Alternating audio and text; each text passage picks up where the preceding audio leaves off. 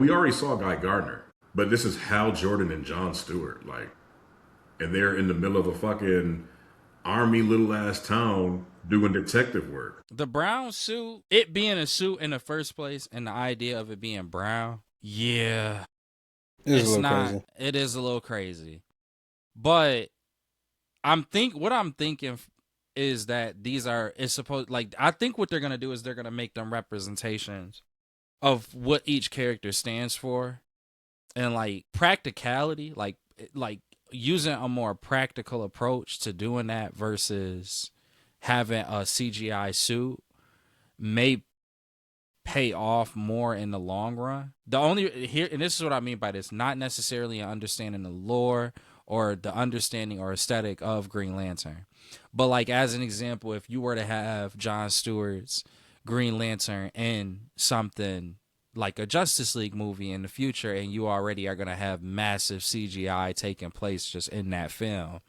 would it not be easier for you to have a more practical application of that, of something as simple as a suit, so that way you could have more grandiose CGI in that actual Justice League movie?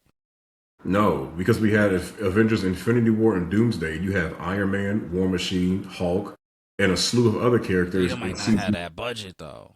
Nigga, Superman just spent 375 million. More reason why you might not have that budget, and then But it's you're running it back with Supergirl.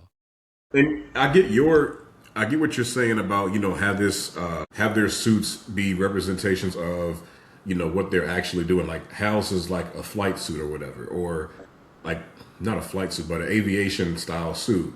Or John's can be for military or architecture, like what he was doing. But it's like that just doesn't make sense. Not saying not your idea doesn't make No, sense. I It's just like, know, I get it. because now to spring into action, they have to put on suits. Like, It should. I know it is tough. I'm just trying to make kind of like maybe some things that would have been on their mind in regards to it. But yeah, it is weird unless that suit happens to do something similar to like what the Flash's suit does with the ring, the whole ring thing, but it does it with the Green Lantern. It is very like how do you justify it in an emergency situation? Does the Green Lantern maybe it's just a more humanized version of a Green Lantern too, but then that doesn't make sense because he just got done talking about a squirrel. So if the ring has certain aspects that it can make everything appropriate for a squirrel, like the comic book does, how can the suit not have that same application for a human? I get what you're saying. It does kind of, the practical in this regard does do somewhat of a butchering to the actual mythos of a Green Lantern, as opposed to just having a construct suit where it just simplifies it real quick. When he's ready to go, puts, lights the ring up, gets that willpower going. Next thing you know, his whole outfit has changed. I don't know. I know that I do agree. I know that they wanted to go more grounded. I don't know yet whether this is too grounded. I do think that the show does look interesting, but I just feel like I gotta wait and see if they maybe went too far with the grounding. It was a really crazy, like it is a unique choice to make Green Lantern the grounded show.